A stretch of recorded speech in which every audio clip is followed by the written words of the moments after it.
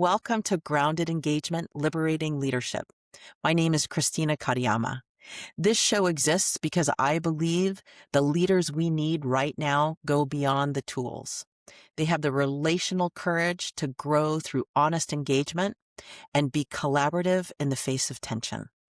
Today, my guest is Jim Herrington, and he spent over 2 decades as a Kansas City, Missouri police officer, work that puts you inside of the hardest moments that people ever face. Since 2012, he's been the Director of Safety and Emergency Management at Kansas City University, responsible for keeping a campus community safe, prepared, and as you'll hear, genuinely cared for. Jim grew up the 8th of 9 kids in Kansas City, raised largely by his mother and his siblings. And recently, he became a new grandfather. What struck me when we first talked wasn't his resume. It was something he said almost in passing, that you can learn from every leader you've ever worked for, whether they're the great ones or the terrible ones. I want to find out what those lessons actually taught him. Jim Herrington, welcome to Grounded Engagement, Liberating Leadership. Thank you for having me. Yeah. So you're the 8th of 9 kids. What does that actually mean growing up, like practically speaking in the household? So it was never without somebody in it. So there was, it was a full household all the time. Um, you don't have your own bedroom. You've got to share. And sharing a bedroom can be, that's probably lessons in that. Um, Yeah. there's no private time. You better learn to get along. So if you had a fight with your brother, uh, you better be able to put it to bed so you can go to bed. Um, Mm. so try not to, I carry, so I like to say I don't carry grudges. That's not true. I just, my mother used to say, I don't carry a grudge. I just don't forget. And I think that's probably from somebody more famous than my mother, but, um, you learn to get along.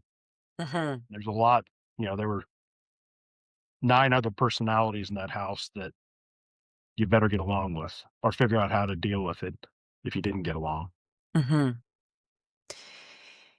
Yeah, and I remember when we were talking before that you shared a story with me where your mom was an advocate, like a fierce advocate for your best self. What, first of all, there's 2 questions that I have around that. One is, if you'd like to share the story, we'd love to hear it. And the other is, what did that teach you about leadership?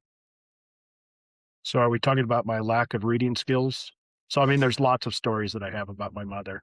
So I Right. learned from a young age that my mother was, uh, she was going to be an advocate. And looking back, not everybody has that mother that's going to be an advocate for them, that's going to fight for them. But so I was not a good reader.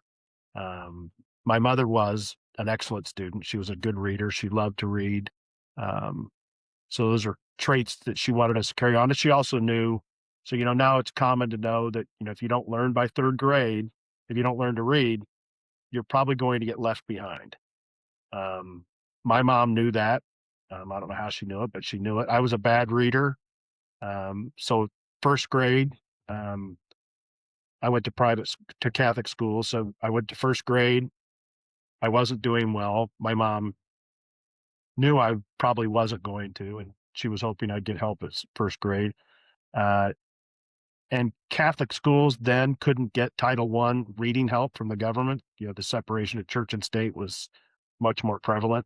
So there was no way for me to get that reading help there. So my mother sent me back to a public school for 2nd grade where you could get Title I reading help. Um, I wasn't improving because I wasn't getting the help. So I was the smartest kid in the dumb class.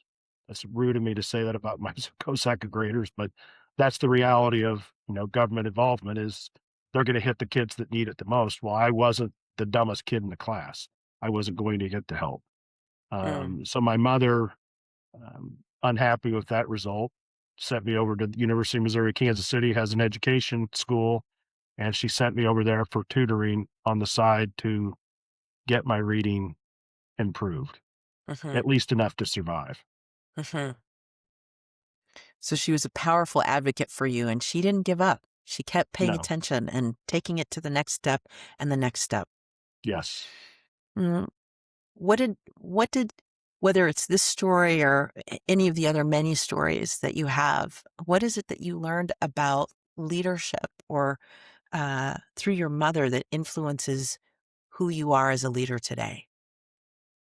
So I think you need to take care of your people, and your people need to know that you will take care of them. You will look out for them. You won't let them get bullied. You won't let them get pushed around by an organization or by anybody that they encounter during the day. So I think, so my sisters and my older brothers were fierce advocates too, because they learned it from my mother.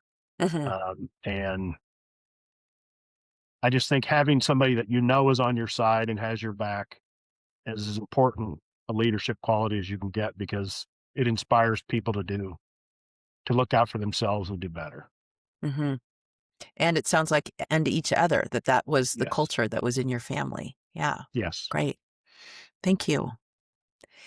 So another thing that you shared with me is that you'd wanted to be a police officer for most of your life. Mm. What did it mean to you at that time? Meaning, what is it that actually called you to that? So, everybody wants to be the good guy. So you grow up, there was not a lot of media or anything that was there were bad policemen in. Policemen were good. So Serpico was out when I was a little kid. I remember that. And there were bad policemen at Serpico. But most of the things were very positive about police officers. It was a good career. You got to help people, and it was a career that was, I think, will always be desperately needed. Hmm.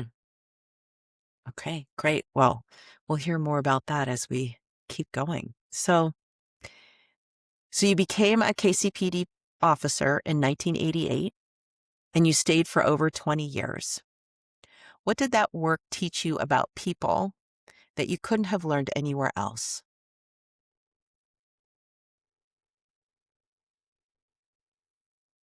So it's easy to judge people when you meet them when they're at the best.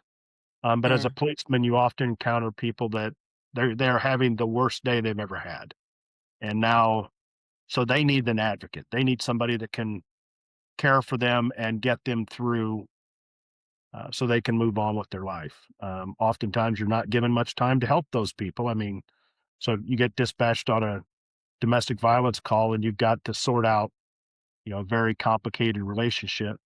Um, and convince them that this is the best thing to do, whatever your plan is. And people often look to you to go, so they trust you because of the uniform, and um, they hope that you're not going to disappoint them or steer them wrong or take advantage of them. mm, right. So you're seeing people at a really vulnerable time. Yes, and And vulnerable people need an advocate. yeah, and vulnerable people need an advocate. Thank you. That's right. So coming back into the conversation about leaders and what it is that you learned about leadership. One of the things that stood out to me that you mentioned is that you could learn from any leader and that you've experienced the whole spectrum from great leaders to terrible leaders. And what I'd like to do, because a lot of times where we learn the most is when things don't go the way we imagine or expect them to, right? So without naming any names, how would you describe the impact of a genuinely bad leader on the people that they're leading and how they work together? Well, I think bad leaders produce bad employees or bad people. If you have and you can treat that two ways. You can look at it and go, that guy is the worst. Um, and you can learn from him. And when you become move up in an organization, you can treat people harshly. You can judge them without any humanity. You can be rude and mean, or you can remember back. I remember having heartburn because that leader was such, he made my life miserable. And you Mhm. just try not to try to be the guy that inspired you uh, through their humanity to be a better person. So leadership, I think a lot of it is inspiring your people to be maybe not better, be good people, be as good as they can. So I think from bad leaders, you can go, I'm not going to do that. Or, you shouldn't do that as you grow because you hated working for that person. Mhm. And you want people to enjoy their life when they're working for you and take care of them. So treat them nicely. Can you think of a particular story that stands out to you one way or the other, right? Whether it was a really great leader and a moment that caught you and you aspired to, or a moment that was a demonstration of, I'm not going to do that, um, and what it is that you chose to do instead. Can you think of a moment or a story that you experienced like that, that shaped who you are today as a leader? So I had a boss who was, so he was a tremendous policeman. Mm, He knew everything about, how to make good arrests, how to be a good police officer as far as statistics, but he was not easy to work for. He had very high demands that were, I mean, high demands are fine, but if you don't achieve high demands, you shouldn't get screamed at for, mm, good leaders recognize that you made an effort. Maybe you didn't always perform at your best, but uh, there's ways when people fail to inspire them to do better next time. And then there's ways to lose your temper and just scream at people. And I can have a temper. So that's a challenge for me is not get mad about somebody screwing something up. And, I remember I wasn't screwing it up because I didn't like that guy. I was screwing it up because I screwed it up. Um, but good leaders inspire you to do better next time. Uh, so that you want to please people. You want people to be proud of your what you've learned out of them, not do stuff out of fear. So I guess fear would be the biggest thing. So a leadership by fear. Um, I knew I didn't want to be a leader by fear. got it. And is there a moment when maybe you were afraid of how a leader might have responded and they surprised you? Well, yes, there's certainly many of them. Mhm. So I had one of my favorite supervisors was a woman I worked for in a detective unit, and I wanted to go to that unit very badly. And I finally got selected, and I wasn't thrilled that she was going to be my supervisor because she didn't have any experience being a detective. And this was also, well, this was more than one lesson from her. So I was like, I finally get the job I want, and now I'm getting her as a supervisor. So, she has no experience. You know, all the negative things that people say about people that don't have experience. And as it turns out, she's one of the best supervisors I ever had. Uh, Mm, just because, so she, if you had to prove to her, not super hard, but she had faith in you, you could do stuff. And, you could build that faith. And she gave you more and more leeway to be a detective in your own manner. So as it turns out, you know, not the most experienced detective doesn't make the best supervisor. And it was very clear after working for her that that myth, I could throw that out. Um, and so later on in my career, there was a supervisor on the floor that I was on who, uh, so I suspect you've heard of the stories. That person got that job because of this. mm, They have, they didn't deserve it. They got jumped over somebody else or whatever, which would be a hard thing to constantly get told. But as it turns, so this person had that reputation, not by his own doing, just because of who he was, and he got picked to be the leader. And there was a situation where I was getting into a heated argument with another person that I worked with, and this person from a half a floor away got my attention because I was getting very, very angry, got my attention and, called me over to his office and said, you know, you're getting pretty heated. Sit down for a minute. Let's cool down. Well, he was a leader from 50 feet away where there were other leaders Mm, that were sitting there that they were stuck. They didn't know what to do with me. But so he had a bad reputation. He got the leadership role for all the wrong reasons. And as it turns out, somebody knew what they were doing because he was a good leader. And he mhm, continues to be a good leader to this day. mhm. And if you could give that a title, like, what is it that makes him a good leader? Well, he's very quiet. So when he speaks, I think people listen because he doesn't speak that often. Mm, What he says has meaning. He chooses his words well, and he just has a calming effect on, you know, having an irate detective standing in front of you about to lose his mind and getting that person to, step out of themselves and look and go, without saying you're acting ridiculous, getting you to realize, okay, this is probably not worth the trouble I'm going to get in if I continue with this behavior. mhm. So he's just calm. Uh, he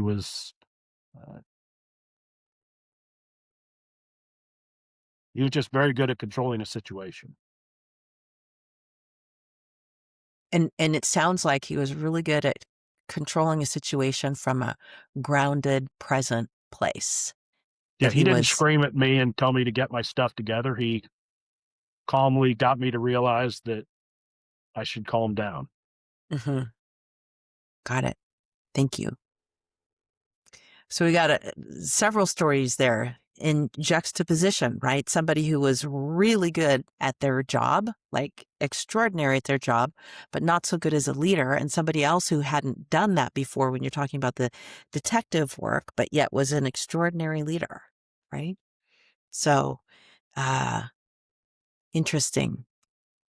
Another piece that I'd like to check in with you about, right? So, talking about um, when we make mistakes or we fail, um, what it takes to turn that around, to stay in the game. And you had shared a story that you had tried to make rank 5 times and it didn't happen. Would you be willing to tell me about that? And it's not about the facts of it, but it's what did it feel like to see that list come out and not be on it? And what is it that you told yourself in those moments to keep going? So the background is, so the Kansas City Police Department, like typical police department, a sergeant is a first line supervisor, and that's your first chance to become uh, a supervisory role. There's other chances where uh, you could be the acting supervisor, whatever, but you're not compensated. So the first time that you recognize that you're a leader is to be a sergeant. So you have to wait. So you can only do that after 3 years of experience, which seems like an incredibly short time, but that's a pretty typical police department is first line supervisors after 3 years. So I tried the first time after about four because of the timing of the test. And I thought, I'd like to make it, but if I don't, I'll gain the experience of going through the process, Mm, which is a fallacy. It didn't help me at all. Um, in fact, it probably gave me ideas that were wrong about what I needed to do to pass that the second part. So the first part is a written test over policy and usually a human resources book. So you've got to memorize a lot of stuff. I'm good at taking standardized tests. I always have been. It's the part like this. So when you're getting filmed and somebody watches the film of you, it judges whether you got all the you hit all the marks on the problem. You're judged on your leadership, your decision making. So the second part is that. Um, and so it's very easy to say the system's broken. I didn't get promoted because of this or that. Well, no, I failed. At the end of the day, I didn't. That's the game you got to play. If you want to be a supervisor, do better at this test. I never did do better. In fact, I was all over. I did well at one scenario, and the next, 2 years later, we go back and I don't do that one well, and I'm like, this doesn't. I'm not gaining knowledge by doing this test over and over and over. But I took it 5 times. I never did make supervisor at the police department. I always thought I had leadership abilities, but the police department didn't think I did. Um, and I would argue that their system is broken, not just because it didn't promote me, but because it's a system. So it's not about being a leader. It's knowing how to take the system. And I was never able to accomplish that system or do well at that system. But every time, every 2 years, you go through the struggle of the written. Right away if your written score is probably good enough based upon historical data. So I knew after the written, you get your score immediately because it's on a scan front sheet. I knew I would make it to the next part, but then the next part was where I failed each time.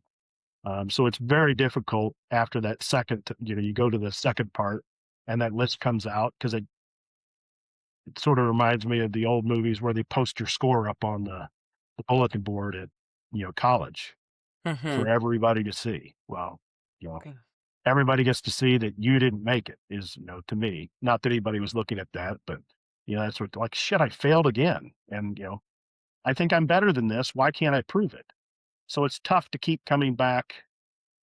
And I didn't take it every 2 years. I took it 5 times total. So that's a total of 10 years in between. But um, it's tough to take that and go home and tell, your loved ones, I didn't make it because you've taken a lot of time to study, taken time away from them, which you do that's part of being a policeman. But just the more time you had to take away it's difficult to say, I did all this work and I wasn't good enough.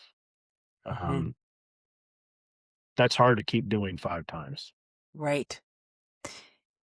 So, what is it that kept you engaged and working on yourself to move it forward and or to continue to develop your leadership?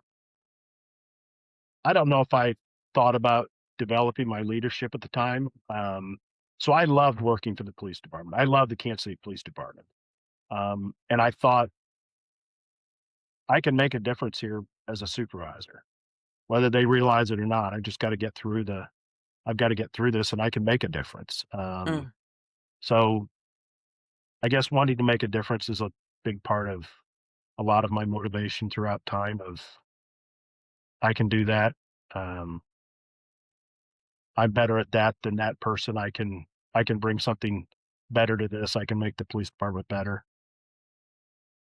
Can you give me an example? So, I remember you saying that that's actually what drew you into be a police officer to start out with, was, the ability to make a difference. Do you have an example of a difference that you made that was important to you? Um, Regardless, you didn't have the title, but you were still, wherever we are, we have the ability to lead and shape and influence what's happening around us, even in everyday conversations. so I think the everyday interaction. So the first 3 years of my career, I was in a uniform, answering calls. So what most people think of a policeman, but that's not what all policemen are. So someone calls 911. I'm having this problem. They send 2 policemen there. You go to help solve that problem. There's so many opportunities as a uniformed policeman to positively, like I said, those people are looking for an advocate. They're looking for help. They didn't Yeah. call you because they've got life figured out. They're at a crossroad where they're like, I don't know what to do, or I can't, you know, I got to get away from this violent person, or whatever the case may be. So I think, and I realized at a young age that, you see the same families. So, you arrest dad and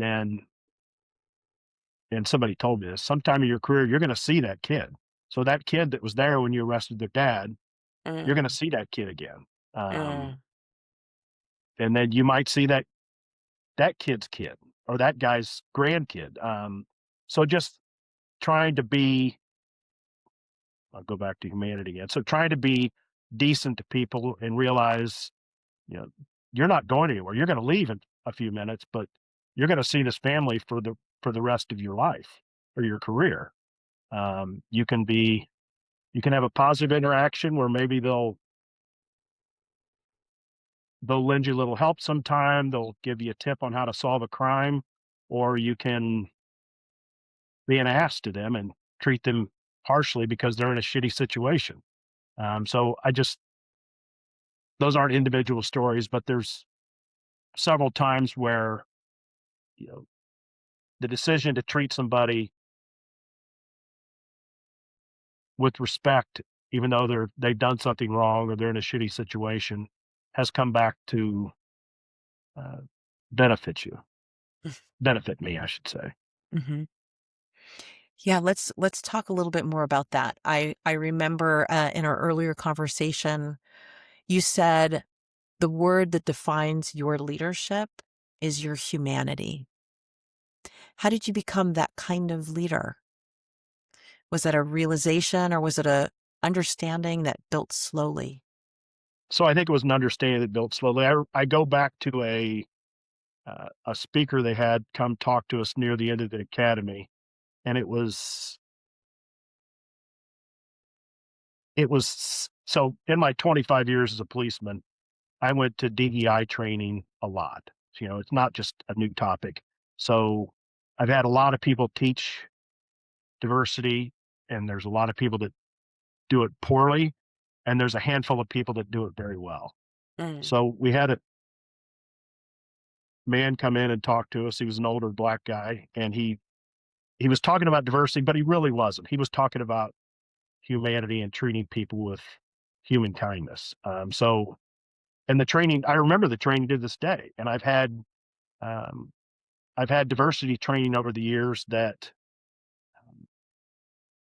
I took a class at a conference once, and it was so how to teach uh, diversity to policemen, basically without pissing everybody else off in the room. Because a lot of times you went to that training, and if a few minutes in, the speakers irritated everybody in the room because he's just called them, you know, racist, or your group is racist. So policemen get bagged on for a lot for being white supremacist or white racist. So I'm not going to listen to somebody when that starts out this way.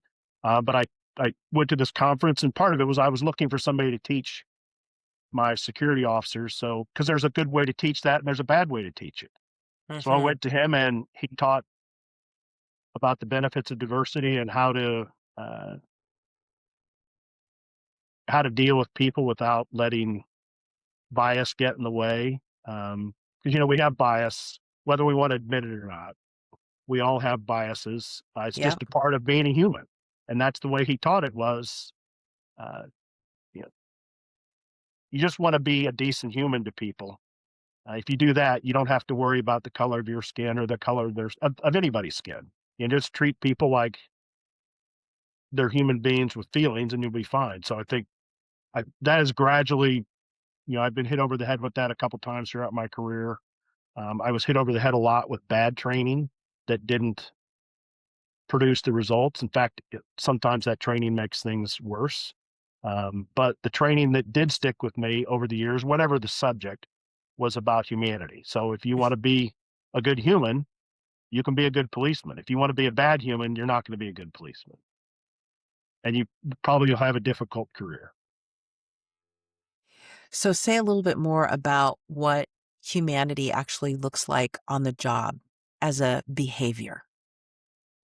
So I'll go back to that first guy's training. He's talked about, he goes, you get called as a policeman, you have no idea what just happened to this guy. So his story is there's a guy on a bus and the bus driver is called because he's misbehaving. Um, so you get called because this guy is acting up on the bus and the bus driver's kicking him off and he refuses and it's just going downhill. So what the teacher said, he goes, you don't have the benefit of having any idea what happened to that guy. So you don't know that his wife of 5 years just told him that morning before he left to work that she's leaving him. She's taking the children. He knows he's about to lose his job. You can come up with 1,000 different scenarios, but you have no idea that that's going on in this guy's life. But all you're there for is this guy's misbehaving and somebody wants him arrested. So can you solve that without getting into a fight with this guy and uh, making things worse? Whether you don't know the scenario, but going to jail is not going to make anything better generally. Right. And is there a specific moment when you made a decision yourself to connect with and act from your humanity? So yeah, so I was sent to the train station. So we're at the end of Kansas City's a stop. Sometimes it's a start, but I got sent to the train station on a dead person. So I get there. As it turns out, this person had come from an eastern stop in Missouri. They found out she had passed away. She was old. She had passed away, and they chose not to stop in the next city down. Her ticket was for here, so they left her in place and brought her here. So I get to the train station. So ambulance and fire are both there, and everybody's rushed onto the train. I show up. I'm going onto the train, and I see this woman she's the only woman left on the platform. So whoever was meeting the other people, they found their people and they had left. So she's like, my mother hasn't come off that train, and now all these first responders are going on. So I went in and found the story. So as it turns, and she's pregnant. She's pregnant. She's got a little kid with her, and now clearly something tragic has happened. And so I find out the details. She was traveling here because that one was about to give birth. So grandma was coming in to help take care of the kid and help mom with the birth. So now she's standing at the end of the platform, hoping against hope that this emergency doesn't have to do with her mother. There's not that many people on a train. So I have to get off and try to talk to this complete stranger about, is your mother's name this? We all knew what the outcome was, but I have to make sure I'm talking to the right person. Well, she passed away. So so when you're in uniform, you don't hug people, but that woman, she wanted a hug. So I gave her a hug because you can be an ass or you can just, put away your uncomfortableness and try to calm this person as much as she wants. And she wanted a hug to try to get through this tragic times for her. So that may be my most memorable being a human to somebody, because I'm not Yeah. comfortable hugging a stranger, especially in my uniform. Policemen are a certain level. They need to be serious, not emotional. And that was uncomfortable, but that's what I thought that woman needed at the time to move on. Yeah. Thank you. Thank you for sharing that story.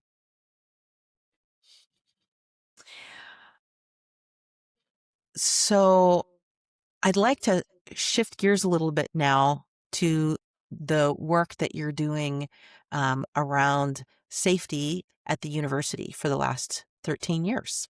Yep. So this includes active shooter training and emergency preparedness. And this is work that's supposed to protect people. In your honest assessment, how well does it actually work to change behavior? Does the training stick? I think the training sticks, but it takes constant. You can't take active shooter training once, in my opinion, and get it. I think it takes repetition and a change to the training. You just can't keep pounding in people's head, run, hide, fight, run, hide, fight. Uh-huh. You need to engage them a little bit um, in different scenarios to get them to, it to click of, yeah, this makes sense. It's not just while I'm here at school. It's not. So 40% of most shootings happen, active shooters happen at an office setting. 29% happen at a school. So that's schools of, you know, all the types that we have in this country. So your chances of, and so outdoor ones are like 19%. So your chances of becoming involved in one of those are very, very limited, but they happen at places that we all frequent.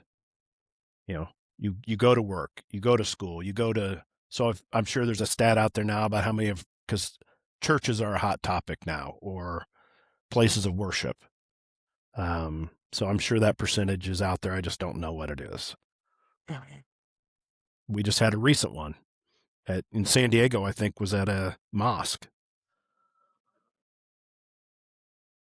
So I'm curious because throughout this conversation, what I'm hearing is some discernment or making some distinctions between mm, expectation or compliance or and actual impact, right? So the expectation of some of the leaders that you talked about earlier of whether or not they could be a good leader or not, depending on what their experience was or not.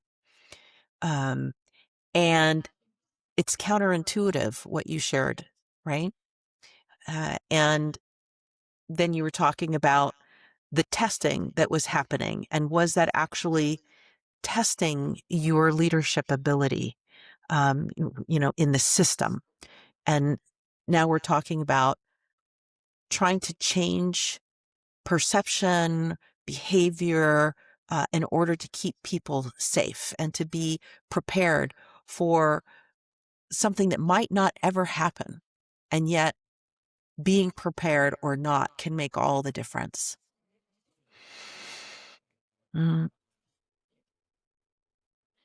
What would you say makes the difference, or, given what you've learned, that actually creates change?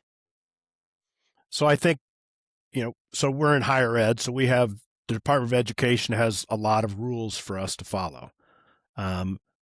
Being compliant with those rules are not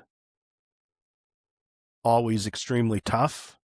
So just doing the compliance isn't enough, in my opinion. And I think so your audience gets that, they're just doing this to be compliant with the Clery Act. So designing training that is above that. So, we have a company come in and they talk about the different active shooter scenarios they've had over the years. So, Columbine changed active shooters for law enforcement, especially. Because so I was in a TAC unit for 4.5 years. We trained on responding to those, but a TAC unit comes in, they park a command post outside, they deploy, they surround a place, somebody gets on the phone and starts trying to talk the people out. Well, active shooters aren't interested in being talked out. And Columbine sort of made that clear. Their intent was to kill. And so law enforcement no longer can surround the place, make sure it's secure, make a slow, methodical entry because children are dying in that time. And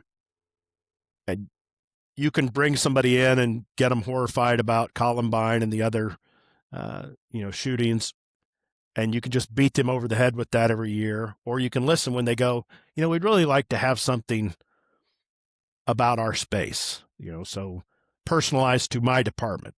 So I just think you just have to be constantly looking out for how do you make your training more impactful? Well, people have told you how to make it impactful. Teach me what to do if I'm at my desk. Teach me what to do if I'm at the lectern. What can I do then? So I think you have to be compliant. I get that, but you also have to be able to read your audience and adapt your training so that you can engage people. So we'll see if I put my money where my mouth is with our next training this summer, because I hope it's impactful for people, and it's also so you get a reward out of it when people go, I'd never thought about that, Jim. This was better training. And it built on what you've had these vendors come in and talk to us about. So I think there's better ways to do things. And as a leader, you need to look at it and go, it's not all about me. It's about them. And, how do I prepare them better? Students, employees, whatever the case may be. Mm. It's my job to, try to make it so that situation never happens. But also, if it does happen, to put people in their best position to persevere. So not just survive. That's a big part of the training our vendor talks about is you don't just want to survive, you want to persevere. You want, and so pay attention, find a reason to make this training important so that you can, everybody's got somebody that they can die for. You need to find, you need to go through this training because you have somebody that you want to live for. So just reminding people of those things and changing training up when it's getting stale. Yeah, and I'm hearing, what you're saying, and what seems to be true across many of these stories is that it's connecting with the moment, it's being present, it's being responsive to what's relevant right now, right here, where we are. Um, that goes beyond the uniform, beyond compliance, beyond the training, and connects with the humanity, right? And that showed up in the story that you told about the train ride, for example. Mm. So thank you for all of that. Thank you. Yeah. Um, something that you said, earlier that caught my attention and kind of surprised me was you you you said you're not sure yet if you've earned the title of a good leader. And after everything that you've been through, what would it take for you to know that and to own that now? So probably if my children told me that. Mm, yeah.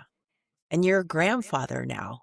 Yes, soon to be a double. So we have another baby coming at the end of June. Wow. So soon.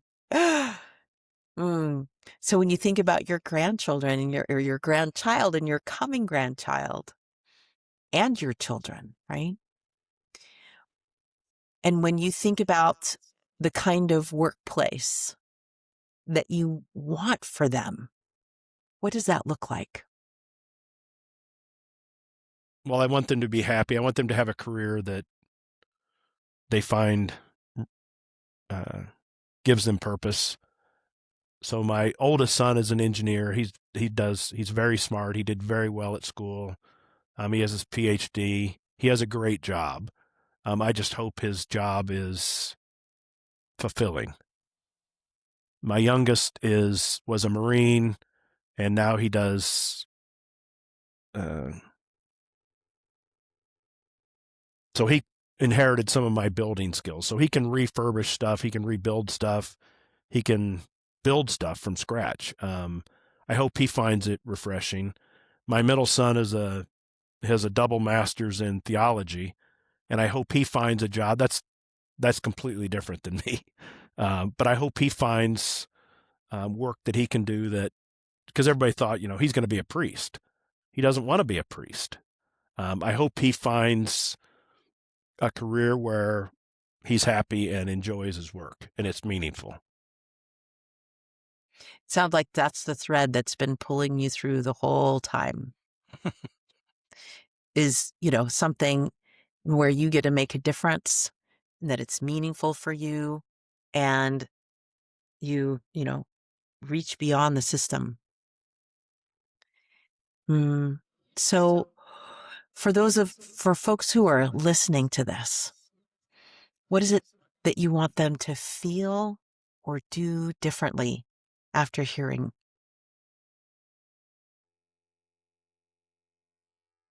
So I'd like people to, I'll go back to humanity again. I'd like people to think of how their actions affect others and how, um, they can put their thumb on the scales for somebody to make their life a little better if you could.